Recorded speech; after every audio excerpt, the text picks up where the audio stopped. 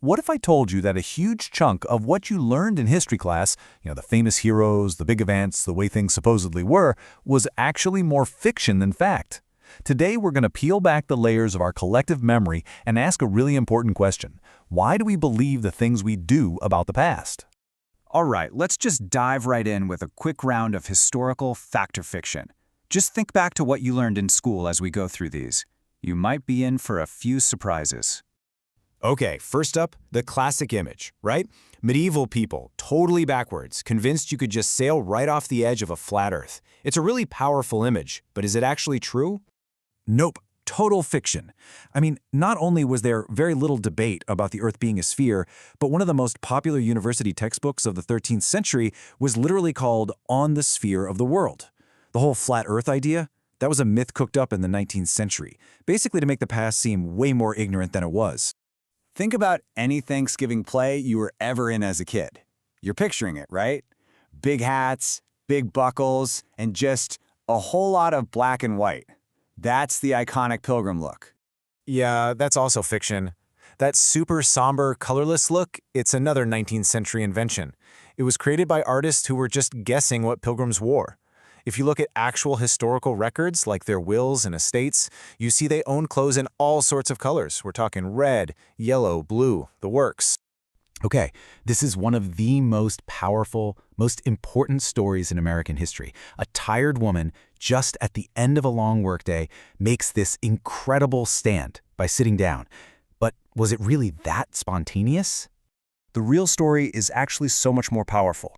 As Rosa Parks herself said, the only tired I was tired of giving in. See, she wasn't just some random seamstress. She was a highly respected civil rights leader, the secretary for the Montgomery NAACP. Her protest was a brave, deliberate act of defiance by a seasoned activist. It wasn't about being physically tired at all. So, if these fundamental stories aren't quite true, it really begs a much bigger question, doesn't it? How do these myths even get started? And maybe more importantly, why do they stick around for so long? That's what we're digging into next. Well, one of the main reasons is simplification. It's just easier to make sense of the past if we can slap a simple label on it. But these labels, these brands, are often created with a very specific agenda in mind. Take the Dark Ages. This is the perfect example of branding. We're taught it was a time of complete ignorance, but they were literally founding the first universities. They supposedly ate rotten meat, but nope, they had sophisticated salt curing methods. And that whole idea of 1,000 years without a bath, also not true. There were public bathhouses all over Europe.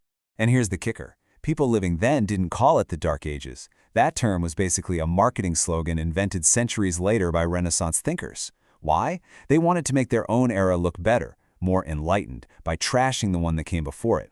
It just goes to show you, history is often written by people with something to sell. And this kind of branding can be used as a weapon too. Take the Spanish Black Legend. This wasn't just some rumor, it was a full-blown propaganda campaign. Spain's rivals, like England and the Netherlands, used the brand new printing press to paint the entire Spanish Empire as uniquely cruel and barbaric. It was a political tool, pure and simple, designed to tear down a global superpower. And it's not just entire eras that get branded, it's people. So often, nations create these larger-than-life myths around certain figures to help build a shared sense of identity. Come on, we all know these lines, right? Longfellow's poem basically cemented Paul Revere in our minds as the lone hero riding through the night. But here's the thing. The poem was written in 1861. That's 86 years after the ride. It was written right on the eve of the Civil War, specifically to stir up patriotism. So what's the real story? Well, look at this number, 4,622. That's how many militiamen from dozens of towns completely overthrew British rule in Worcester, Massachusetts. And they did it without some famous leader on a horse. Oh, and this happened a full 6 months before Paul Revere's ride even took place.